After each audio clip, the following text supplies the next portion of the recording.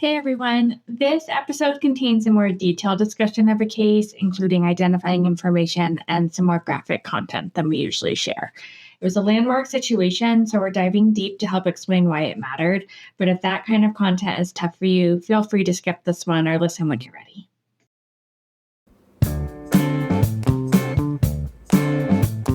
Welcome to Spedsplaining, where special education gets decoded one case at a time. I'm Stefan, a former classroom teacher and current instructional coach, and I'm joined by three brilliant minds in special education, Darcy, Anna, and Leanne. Each week, they take real stories, often from right here in Washington, and break them down into plain language. We use these stories as a launch pad to explore the wild, wonderful, and sometimes frustrating world of general and special education.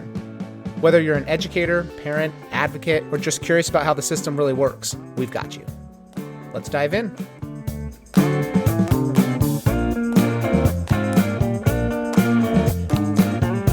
All right, Leanne is not with us today because she's on a European vacation. That's what Anna told me. I am so jealous. No, Leanne's not with us today, but in her place, we have Hunter, who works with us here at the ESD. So I'm going to let her introduce herself, what she does, and then we're going to dive right in because she brought a case to us from a different lens than we're used to, I think. So, Hunter, who are you? What do you do? And what's your favorite color? Oh, okay. So I am Hunter, and I am the threat assessment coordinator here, and I assist our schools with school safety related incidents and helping them with school threat assessment. And my favorite color is blue. That's my favorite color. Didn't know that was coming. Welcome, Hunter. Yeah. Okay. So I'm going to start with giving you guys kind of a landmark school safety failure that occurred in 2013. So this is a pretty big case. So this is Taft Union High School that happened in California. So basically this, as I'm telling you this story, this is January 10th, 2013 in Taft Union High School, California. There's a student, he's a 16-year-old student, entered his first period science class carrying a 12-gauge shotgun under his coat. He called out the names of his targets, which were two classmates, shot one, and fired at another student, but missed. The teacher sustained a graze, but was able to get Brian to surrender. But the whole part of this and the whole big thing is that Brian didn't snap, right? This wasn't out of the blue. There's a story here, and there's one that basically all of the adults that are around him witnessed unfold, but there was a failure to piece it all together. A little more back history kind of about our student here, Brian. He previously lived in Tennessee, middle child in a family. There was some instability, alcoholism in the past. Family moved often, and by the time he got to Taft in California, he was an 8th grader in 2010. And so he already had a lot of emotional baggage with him. Were his moves like out of state? Like he kind of went all over the place? Yep. They bounced around a lot to a lot of different places. Do you know why? I don't know why. Did he have an IEP? I'm getting there. Ooh, spoilers. He's in my face. Calm down. Initially, as he started, he seemed to settle in. He had a quirky group of friends who wore dark clothes, wrote scary stories, and sometimes joked about hearing voices. Whether this is part of a trend or something else, just know that no one followed up about that statement. He even told a school psych about hearing the voices, and that didn't prompt any further inquiry. So the reason why I brought this case to you guys is because this is something that's impactful for everyone in education, especially those that are in the student threat assessment world. But what is the most shocking isn't necessarily what happened, it's how preventable this whole thing was. So to answer your question, Darcy, yes, he was on an IEP. Brian was on an IEP under the eligibility category of emotional disturbance. In the fall of 2012, just a few months before the shooting. He was exited from services. His mother was told he was doing better. However, she had not been informed of the threatening drawings, field trip incident, and the hit list allegations that I'm going to tell you about in a little bit. What Mhm. services was he getting when he was exited? None. So he was qualified under emotional disturbance, which now we would say is an emotional behavior disability, or EBD. I was going to say EBD. I almost wrote it down, but Yep. she said emotional disturbance, and I was wondering if there's something different. All right. And so Different usually that's like social emotional services or behavior he's getting. Yes. Sorry, I thought you were referring to after he was exited, if he was getting anything. No. So what was he getting when he was on an IEP up to 2012? That I'm not 100% sure on. In the court cases, it doesn't explicitly state, just that he was, quote, doing better. What would support like for that look like? If you imagine a 16-year-old in Washington State, they've been qualified under EBD, what types of services would they be getting? Social, emotional, sometimes adaptive behavior training. I would say when I think of a kid who's identified as EBD, like there's a continuum of impact that has, but to qualify as that disability, that the impact has to be over a long period of time, an inability to maintain relationships, an inability to meet social demands and social appropriate behavior. So there's like this is unusual in the sense that I'm not sure that I have been involved in cases where kids who are 15 or 16 go from this really maladjusted behavior to meeting social norms. Like that's not the time developmentally that happens anyways. Yeah, So who needs social norms when you're 15? So to have those kind of aligned and then have a student exited for that because they're doing better, like that kind of makes me wonder like more about the situation. And was it a move to high school that, like, was there a transition in there and there was a honeymoon period that made him do better? Like, and typically EBD qualifications are not also served in academics. Like a lot of times if there's that academic component, sometimes for sure, but a lot of times then they're qualified under something different. So to be qualified under EBD likely means that behavior, social communication is really the main area that he would have needed support in. Okay.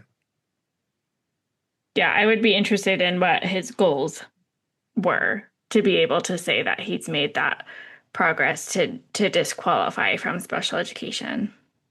Like Darcy said, that the idea of it just going away is uncommon. And Hunter, I'm guessing most of the information in the case was after that, based on the situation you described at the beginning. And I have to say, like, for our listeners that couldn't see our faces, like Hunter just dug in, like you can tell she's threat assessment, and we're all like, oh no, this is terrible. And Hunter's like, and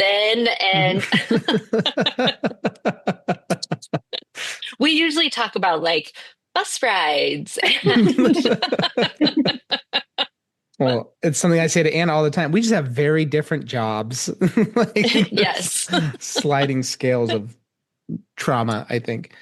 In regards to Brian and his IEP, what we do know is that Brian's mom met with the school psych and a few others as part of the annual review process. And the school psych and the team basically stated something to the effect of Brian was doing really great and they wanted to exit him from special services. So in mom's way, she interpreted this as Brian was doing really well. She wasn't given a follow-up about anything. And then right after this incident, actually, Brian made a stabbing motion in class in which Brian said he was just twirling his pencil. So just basic little behavioral things that started to kind of pop up that occurred that never really got revisited. I have a question. Yeah. Darcy. So if for a student, I don't tend to work with kids that are exited from special ed ever. And so when a student is exited, do they, like the ones that I have worked with, tend to go to a 504 so that they continue to have accommodations? How common is it to just go from like full SDI to nothing? I would say it's pretty unusual, especially with this category and the age that the child was. Like it makes me like if I was there, I would have questions in regards to if you go to a 504, you still have a case manager, someone's checking on you. Like it doesn't mean your disability went away. It meant you might have matured or you might be in a different environment, but um I would think that this would definitely be a kid that we would want to kind of continue to monitor to make sure that they were successful and were able to graduate and navigate the adult world. Especially Yeah. after that like stabby motion, wouldn't that like Well, should Yeah, and trigger like you to wouldn't be that like, have been a hey, referral or a discipline referral? so there's quite a few things I'm going to talk to you guys about. And then I think that maybe this will add some more substance to what we're talking about too. But yeah, I agree. Brian, even though it wasn't that he no longer needed support, it's more that his support needs were needing to be reframed, I think. Hmm. And that's kind of where I think that disconnect happened. And in fact, after that he was exited, you can see a process of deterioration socially and emotionally. But no new evals were triggered. There was no reintegration offered or anything for him or his family. And so, with that being said, he he was exited in the fall of 2012, just a few months before the shooting. And I'm going to give you guys just a little timeline of some missed warning signs in threat assessment. We call these signs of leakage, but basically, just know Brian wasn't just a kid struggling silently. His behavior identified signs of leakage for almost a year. So, in regards to some of the events that occurred, there's a few incidents, such as the gym class incident. And this is something where we start to see maybe that grievance Brian started with having towards Bowie, the other student that he shot in the stomach, which, by the way, I want you guys all to know, I don't know if I said it, he lived and he's, yeah. So Brian you did not Oh, reported, say good. that, so thank you for Yeah. for letting Sorry. I know. us How's know. everyone else? Brian reported being bullied, especially by Bowie Cleveland.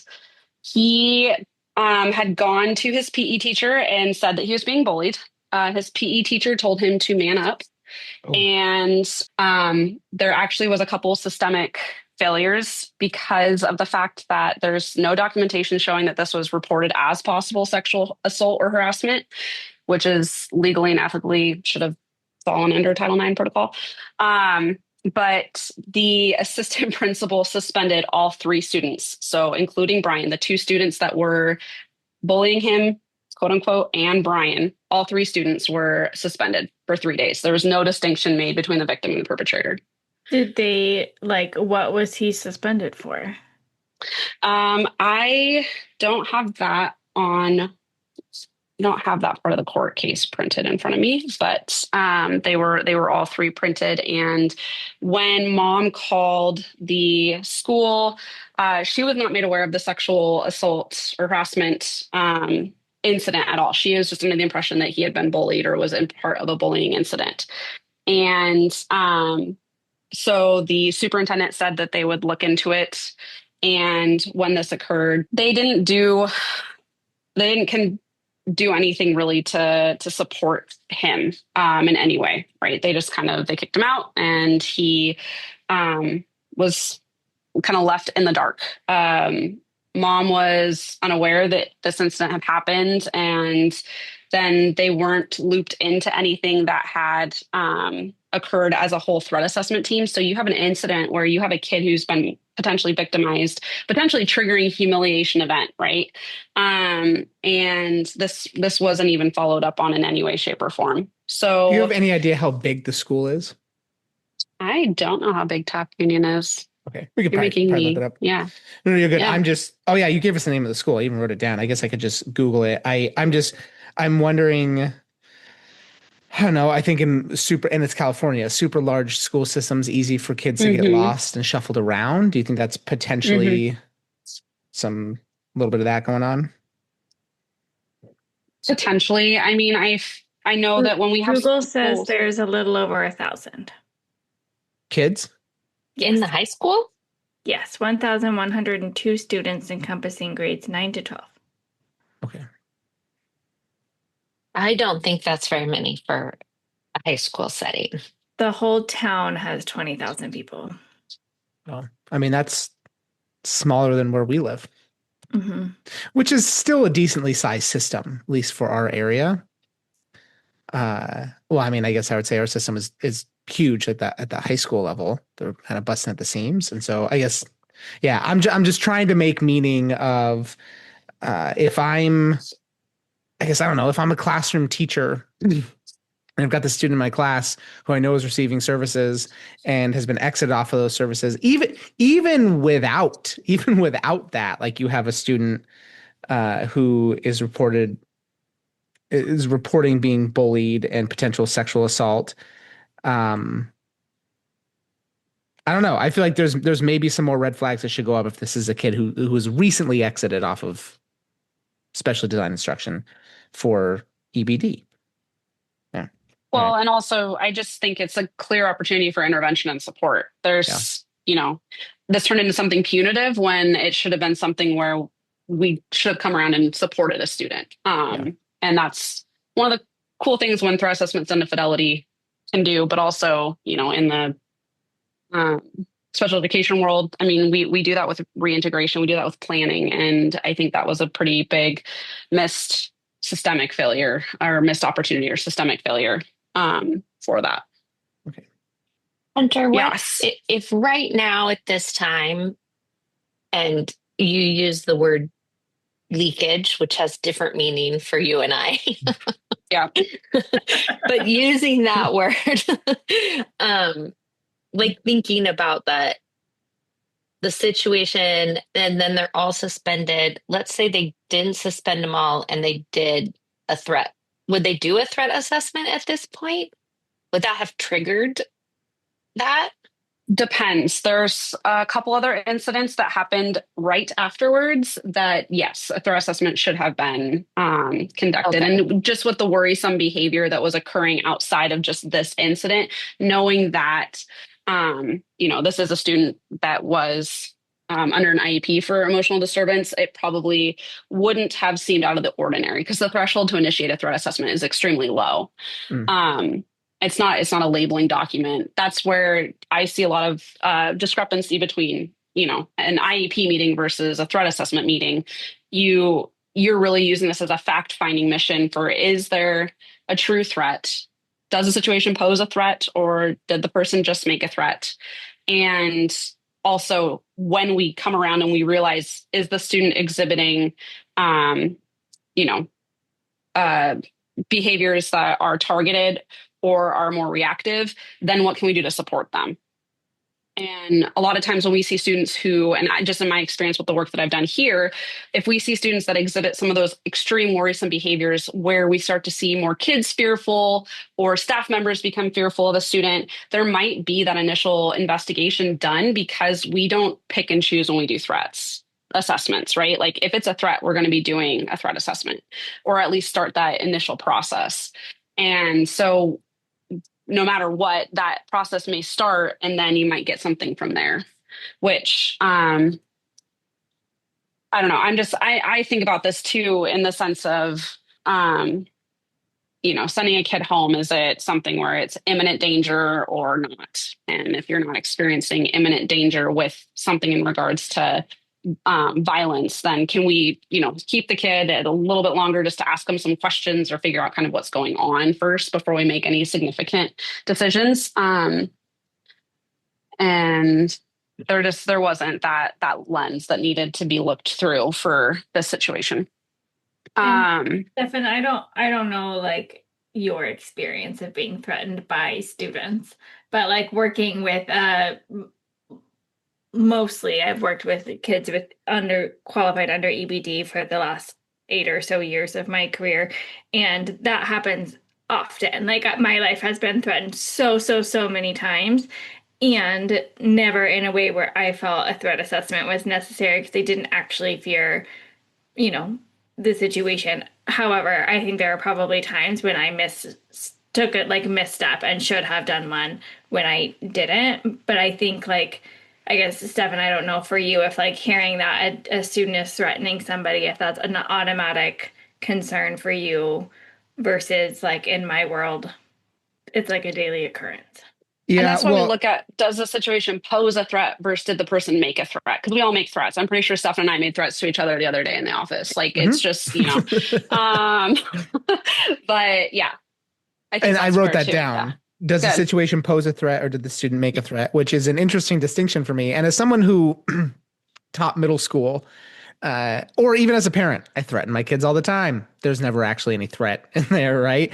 But as a teacher and someone who taught middle school, their brains are still developing, and they're just these wild, nutty balls of emotion and hormones that one of the other things that I wrote down, and you would be the expert in this, so take this with a grain of salt, but from an uninformed lens, I'm wondering how much of this is apparent because of hindsight.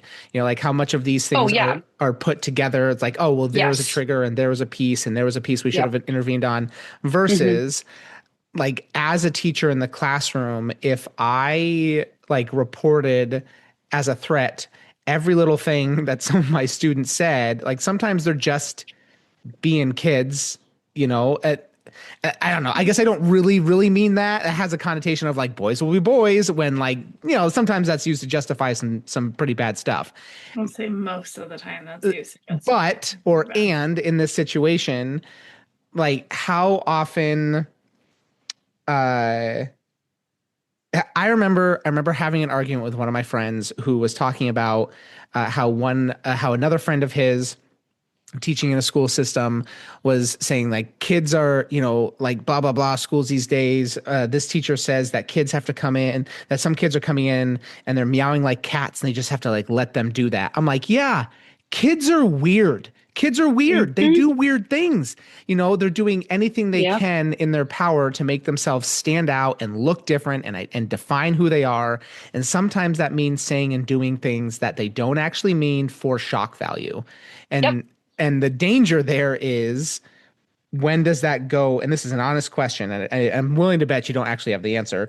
When does that go from the student made a threat to they actually pose a threat? Yeah. So if we're going back and we're looking at this timeline, right, there's a timeline of some missed things and kind of what you're talking about, Stefan. We talk about leakage, and this is something that occurs.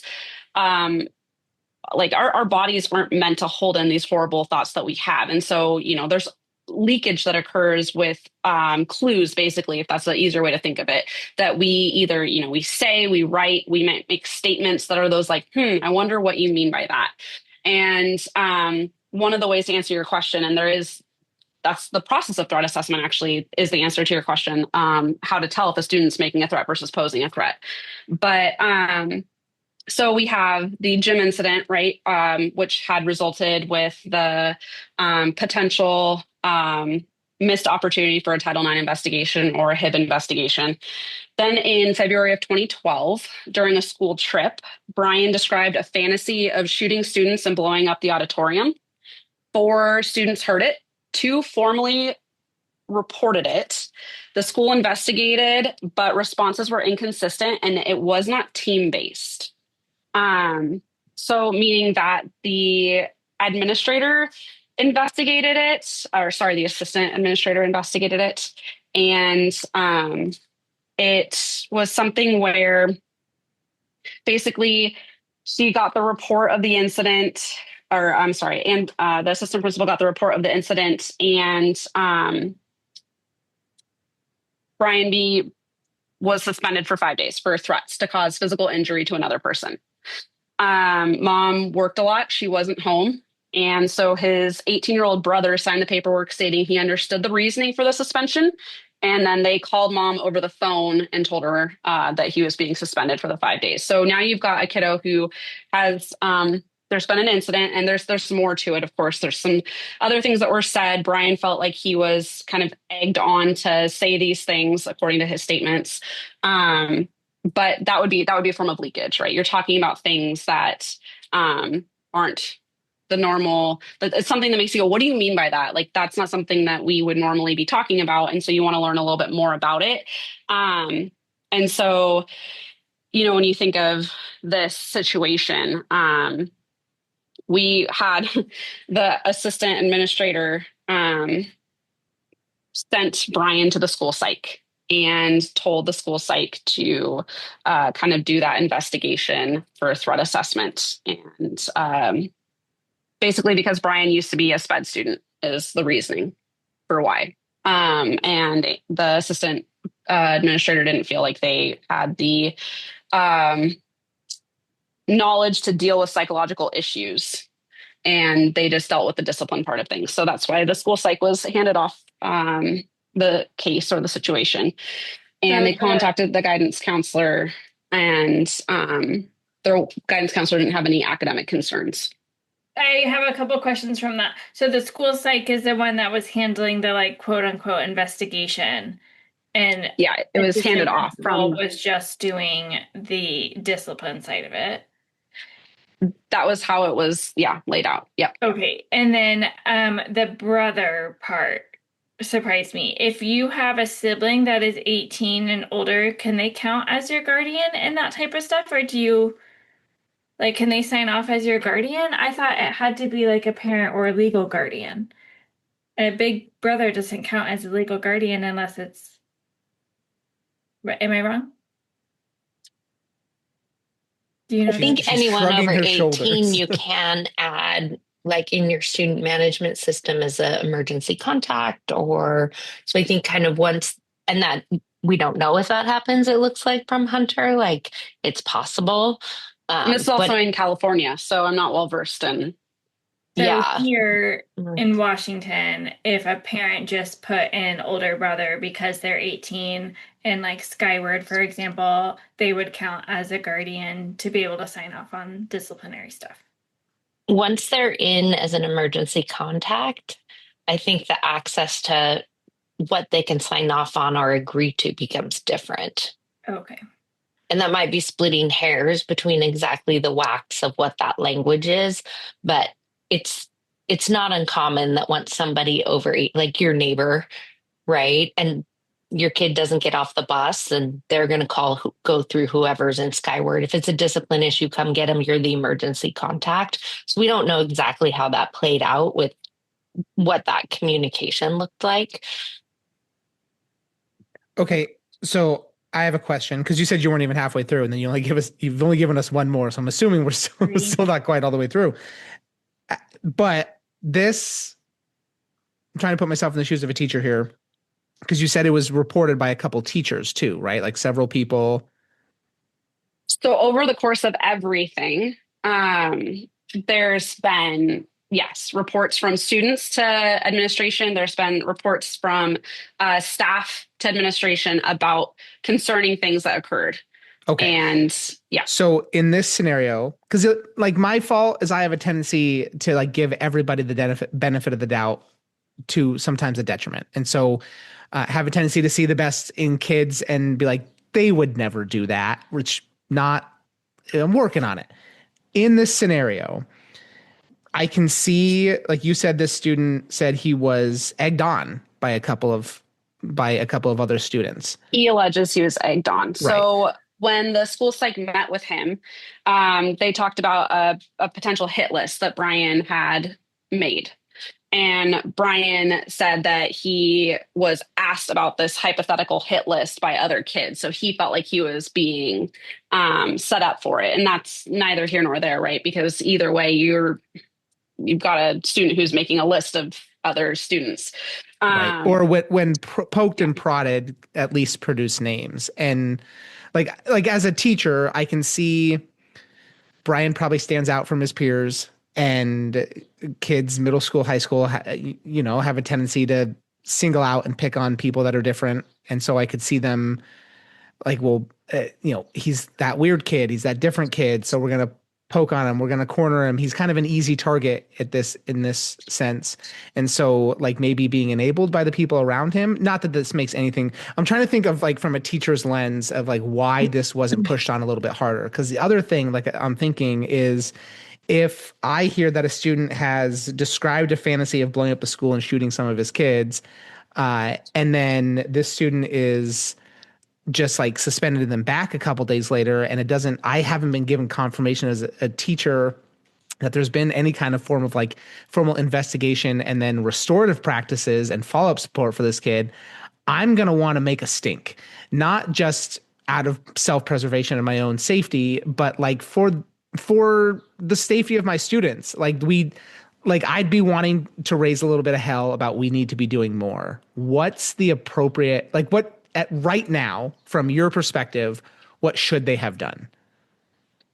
Well, I think it depends, because if they would have initiated a threat assessment right off the bat and made sure that it wasn't imminent danger, student didn't have weapons on them, I see no harm in having that student there in your building while you start that threat assessment process, because you have the most eyes on a kid when they're in your building, right? You send a kid home or you suspend them and or emergency remove them, and you might be opening access to them gaining the things that they're trying to do, to plan more, to create a deeper grievance, versus if they're in your building, you can apply a lot more resources, and you can put a lot more strategies in place to help them succeed while still keeping an eye on them and supporting them from a safety standpoint as well. Plan of support and management supervision.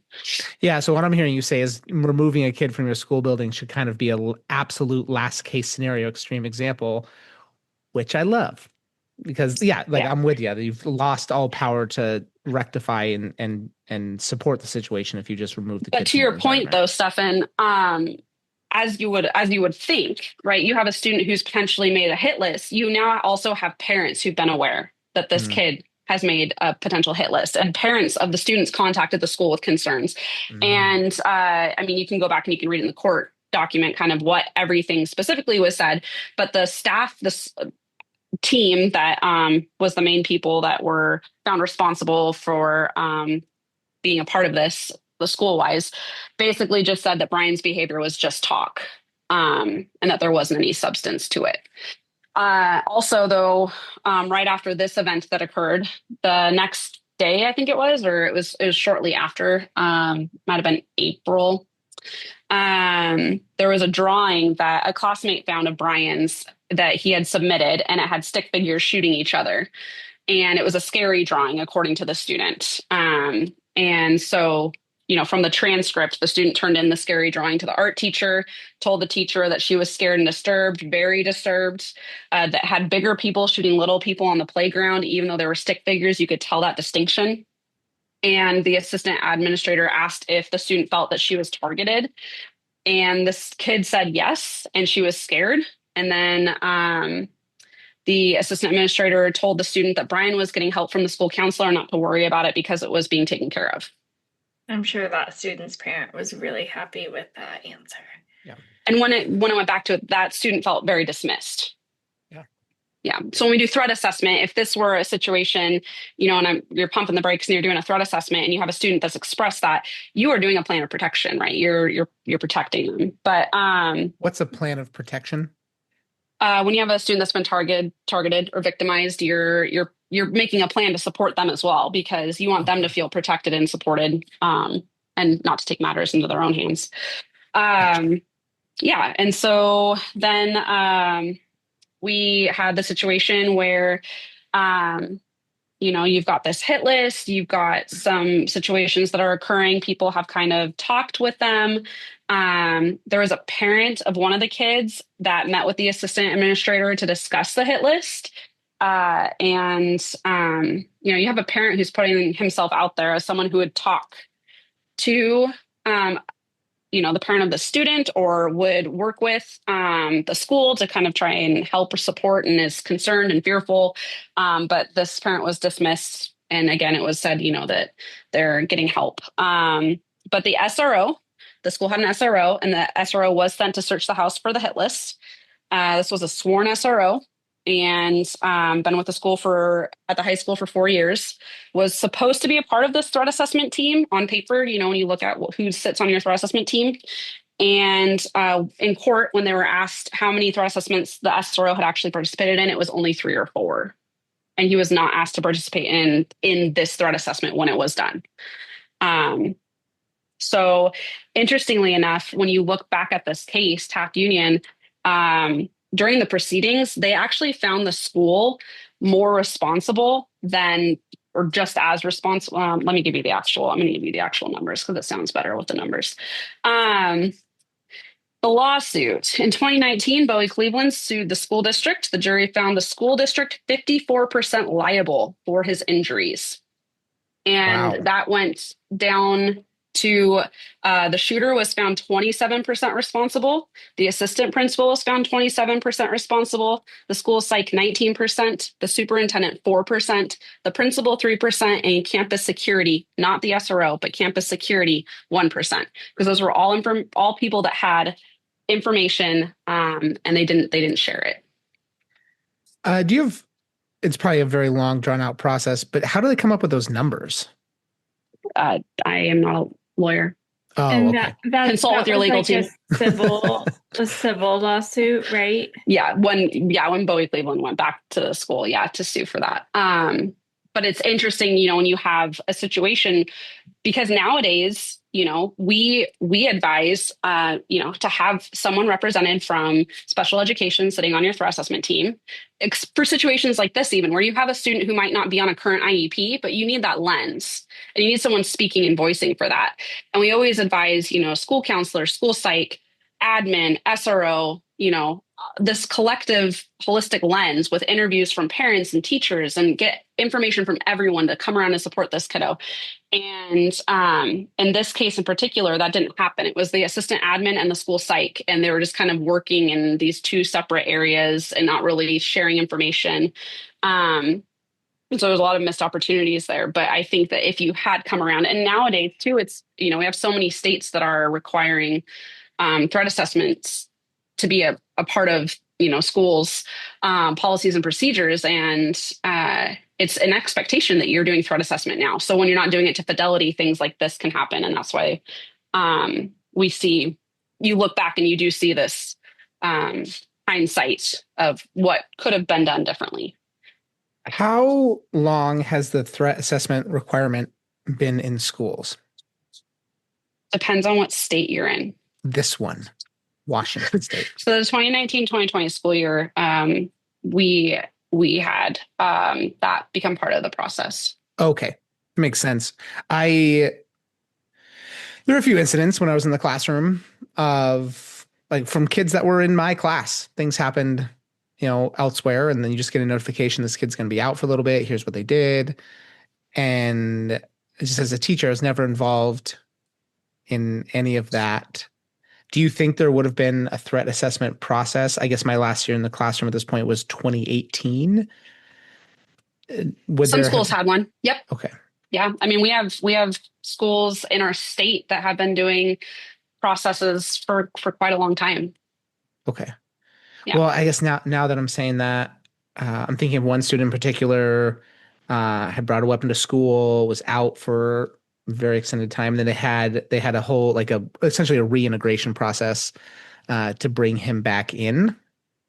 And I remember them, he had a parole officer but there was also a community member who was a dedicated person to be working with schools to reintegrate and have a conversation, and essentially had points of contact with the student as they came back to the school system. And I mean, that kid went and graduated through the high school with no further incidents, as far as I can tell.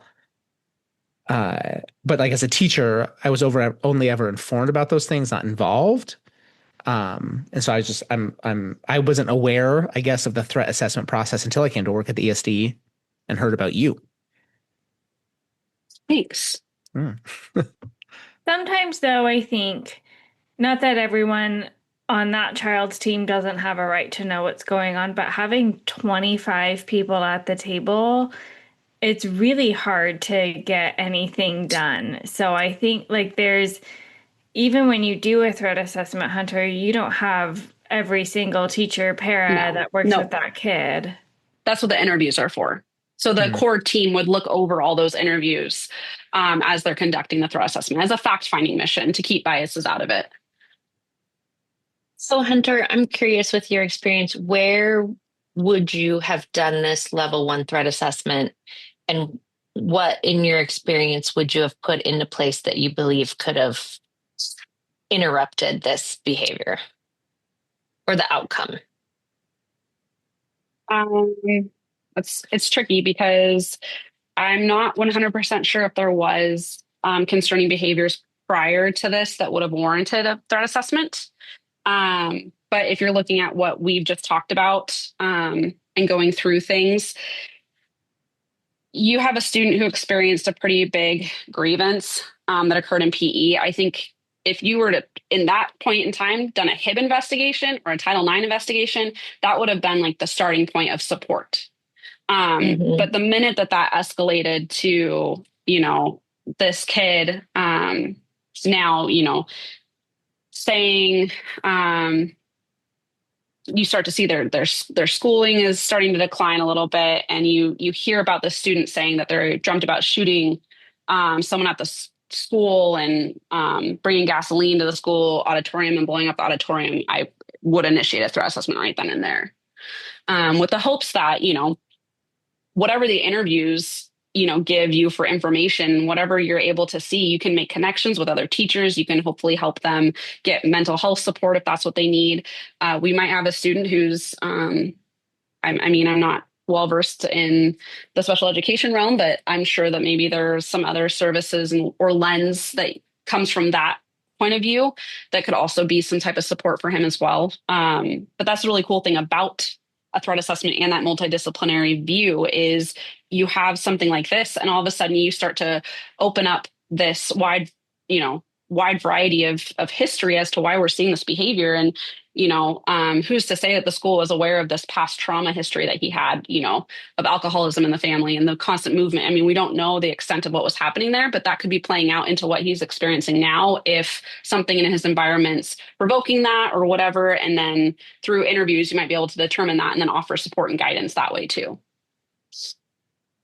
Darcy, from your director's lens, where would you have guided the school or like early on in that process? Well, I think from the first thing where I would have questions, and of course, hindsight's nice, but an EBD kid being exited does raise some concern for me. And I don't know that the director would be involved at that level on the same hand, right? So they may not know. Um, but I would think that when they had that grievance happen in PE and behavior started to get bigger, it seems like, and usually I feel like special ed is the go-to. Like somebody would come and go, we don't know what to do. Special ed, help us. And that would have triggered something like we have a kid who's been in our system. We have records that they have struggles with their social connections and kind of should we be revisiting that? So I would have thought the school psych who was pulled in the first time would have said, whoa, we potentially have a referral here. So Well, and I what's was just, interesting too, Darcy, is he shared about the dream of the school shooting with the school psych. yeah, and And that that wasn't that he shared to heard anyone voices. else. Yeah, and that Yeah. wasn't shared to anyone else. When you have a situation like this, and you kind of already spoke to, you have a student who was on IEP and they've been exited.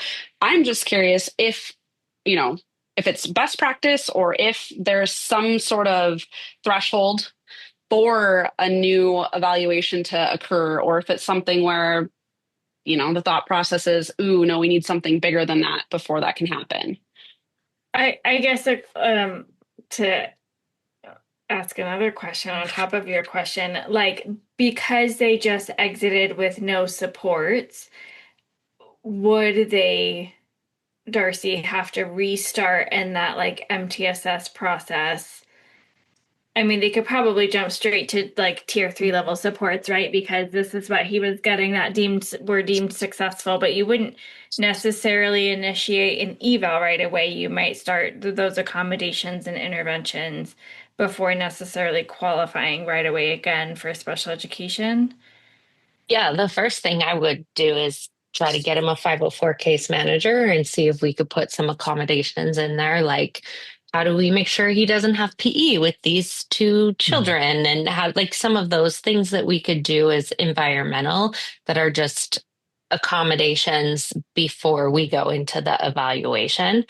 Um, but we don't have this in this situation, regardless of the outcome. I would say we don't have to meet that initial threshold that we're trying to rule out exposure to instruction, right? Like we have a behavior concern, we have a history of a behavior concern, and we already have a suspected disability. Okay. Because I mean, I'm just curious, like, are there systems, true systems that ensure ongoing behavior monitoring happens after eligibility ends? It would be completely up to who they have as the 504 Okay. coordinator. Okay. And that's what you were talking about, Anna, is they usually transition to a 504. Yeah. Yeah, and I mean, like your typical disciplinary process and documentation and all of that should be happening, obviously, and monitoring that. But if you're on a 504 or an IEP, you have added protections. And so there's additional monitoring and data tracking and all of that stuff that I think definitely could have mitigated several of those incidents. And I think in that situation too, like sometimes we hear, well, I'm the 504 coordinator, but I only have to meet once a year. Or I'm not going to take a special data point or check in on this kid. Like, depending on who has that title, there's usually always someone involved in the child's life who's willing to take that extra step, right? Like, he has a big school community. So if it's not the person with that 504 coordinator title, who is that person who's willing to do a check in or check out, or a grade check, or a classroom roster check when we're scheduling for next quarter? Like, I think there were some things. I mean, obviously, there were things there that could have been done to have a different outcome.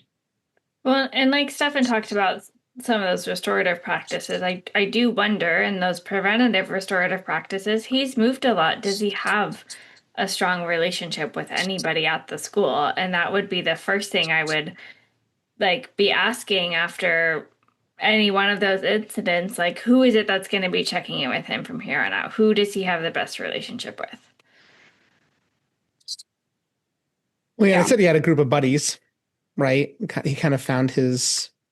Yeah, but you Yeah, still he need did. that adult connection at school. Just because Yeah. you have some weird 15-year-old friends doesn't mean that you have For a the strong record, connection applies to to school. every 15-year-old. Exactly. That's what I mean. Yeah, Like, it does. just because you have friends at school doesn't mean you have a true connection to school. Having Yeah. a trusted adult at school makes, and research has shown that makes a huge difference. Yes, it does. Mm. And that plays into a lot of the threat assessment plan of support and supervision too, is making those connections if they don't have them, which could have been determined too. But I think, that school viewed this from disciplinary lens solely. And at least in my opinion, that when you look at the holistic view of all of this, it seems more discipline focused. And I think that he was communicating behavior, as a warning sign, because behavior is a communication, and he's trying to say, what he's thinking and doing, that leakage. But, Well, and I do wonder what else happened with that PE incident, because if just on the face of it, of what we've seen, if like there's some kind of bullying happening, and maybe he did something retaliatory and that got him taken out as well. But if like he's being picked on and inappropriate locker room behavior in PE, and then reports it and then gets suspended, right there you've broken his relationship with the school, right? There's zero trust there. I'd be livid. As a kid. Like, this is so unjust and so unfair. And I was in a situation where, I mean, let's speculate wildly, but like I was in a situation where I was getting picked on and I defended myself, or like I feel like I did the right thing and now I'm getting kicked out of school too. And whether or not he likes being at school, sounds like, if mom's working a whole lot, um, like home maybe isn't the best place either. Like who knows, right? But he at least has some peer social connections at school, and now you're removing him from those in the school for what was potentially him. I don't know, being put in a no-win situation, which is, I think, the importance of a restorative practice or something like some continued and ongoing support. Uh, I don't know. To me, it really emphasizes the need for social emotional learning school wide, and not Yep. just not like intentional lessons, but just like a focus on that and the foundation of what we're doing. Like, how do you take care of your community, and how do you manage yourself? Those types of things. So I'm curious about that PE incident a little bit.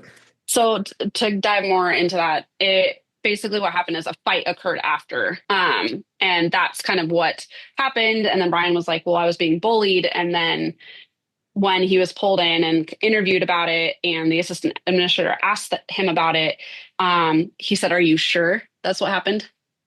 And that again broke, I think there's some trust there too, because Brian said, this happened. And then the response was, are you, and then even after hearing that, the assistant principal didn't report that to Brian's mom, when she asked about the incident. And yet they all three were suspended. Yeah. And see, like that.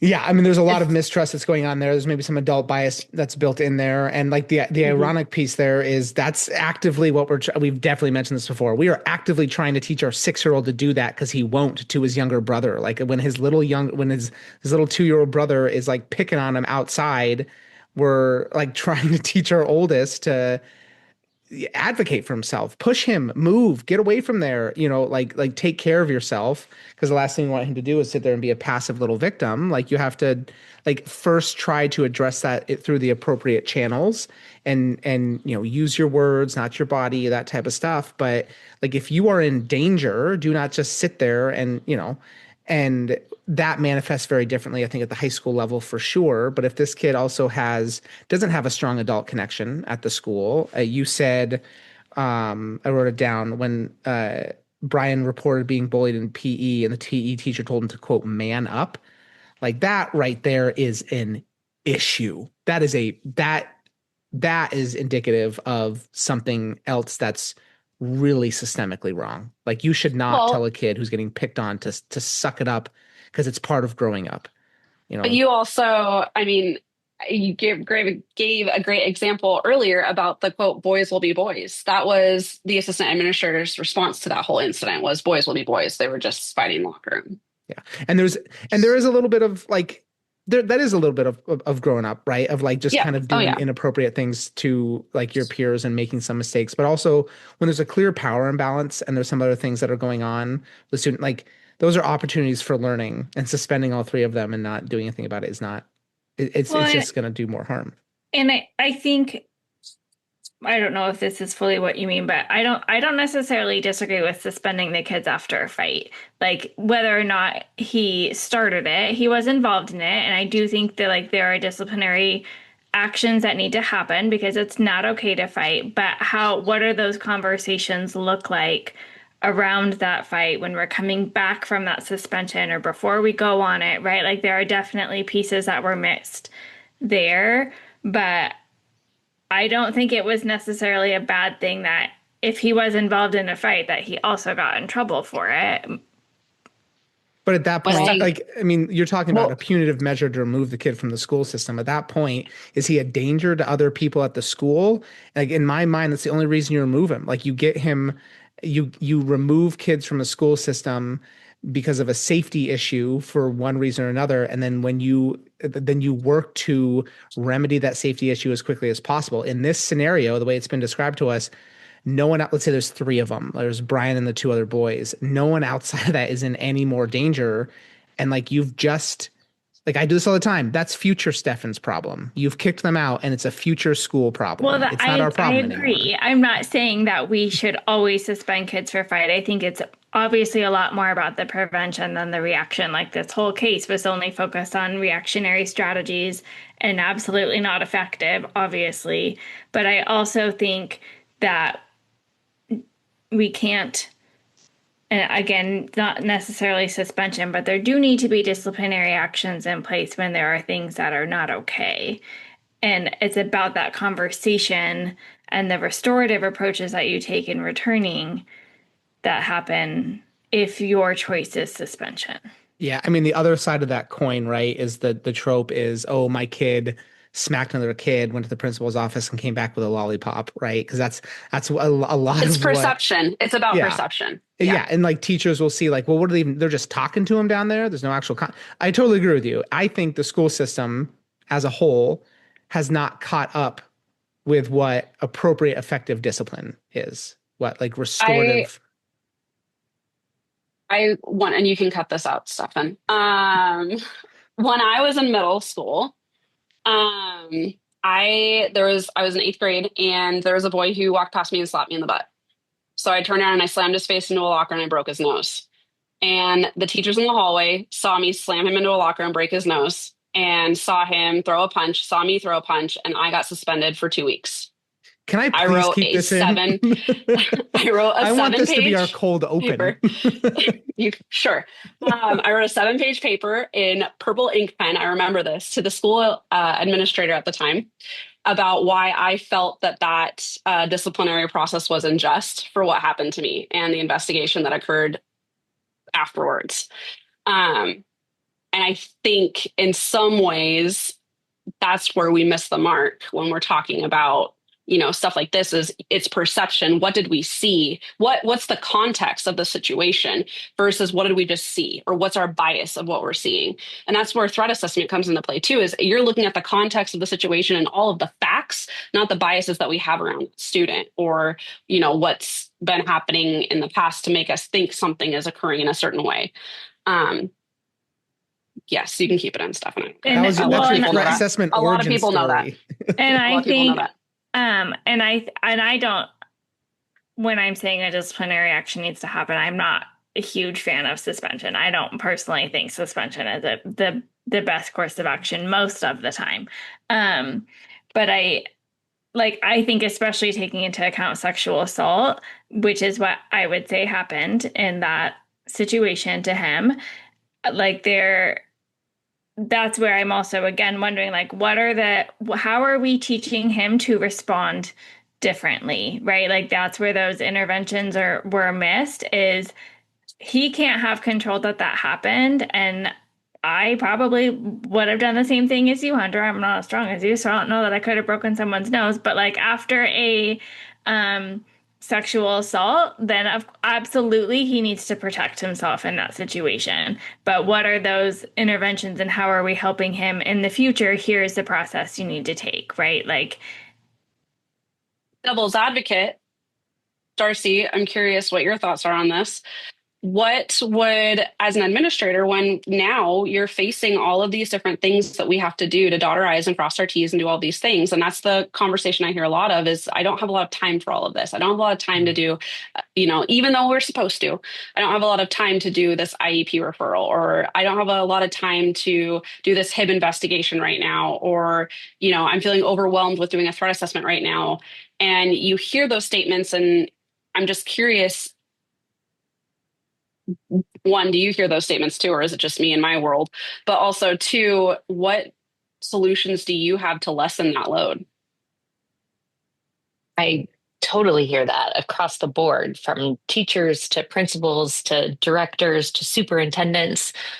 For sure, there's always going to be pressure on that system, potentially more so in our coming years than we've had in the past. And I think what I learned from this is the pause that busy adults don't take when they're making decisions that impact kids. And that happens from the classroom to the superintendents, where you can see, the middle school teacher make some sarcastic, flippant remark that to them was, they're not even going to think about it again. They might not even remember it. And yet the kid goes home and that's the grievance, right? I wasn't heard. And we're in a system where we're all busy, adults more so. And we're in a system where busy adults make decisions quickly and we do it routinely, right? So we go look at the matrix and I go, there was a fight. I'm suspending you 3 days. Off you go. I'm off to the next fight. And I think the biggest thing is just encouraging our adults to take a minute before they make those decisions about kids. And it's hard, but the pause is so important. Like just wait a day, wait an hour, ask someone else what they saw. And I think we get in the investigation and we want to go, I talked to so-and-so, I talked to so-and-so, and we're checking these boxes to make sure we did whatever is compliant, but we're not really pausing and going, oh, does that make sense? Hunter hasn't had a suspension all year. Why would she break someone's nose? Right. And those are the pauses that I think we forget to take as adults. I think that's beautifully said. And I think, again, speaks to the importance of restorative practices starting at tier 1. Like Hunter and I were just talking about this the other week. You can't restore to a relationship that doesn't exist. You have to have those proactive communities and relationships and systems set in place. Otherwise, those tier 3 things don't happen or are ineffective.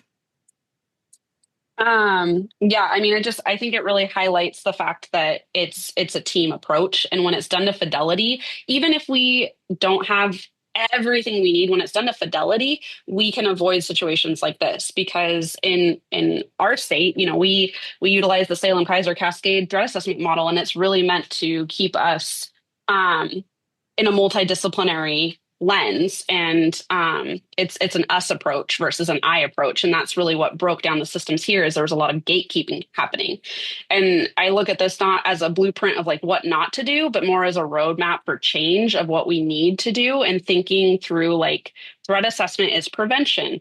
It's not about predicting danger, but it's about understanding the behavior in the moment, in the context, and how we can support that communication that's coming from that behavior.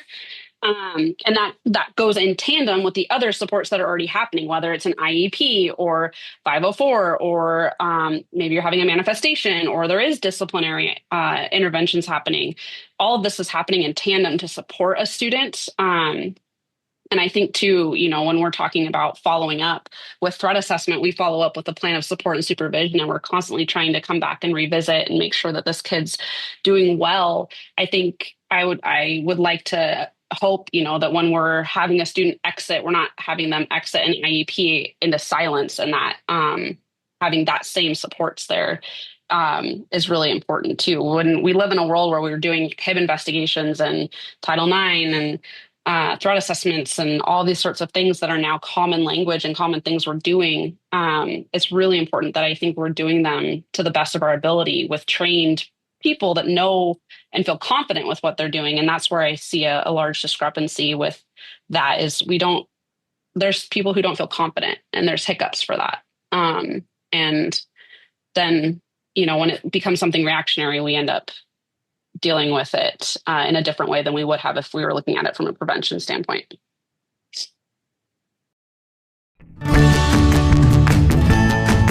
Thanks for tuning in to Spedsplaining. If you've got questions or thoughts about today's episode, we'd love to hear from you. Head over to our links where you can drop in your questions, join the conversation, and connect with us. Don't forget to subscribe, leave a review, and share this episode if you found it helpful. Until next time, stay curious, and Stefan will keep Spedsplaining.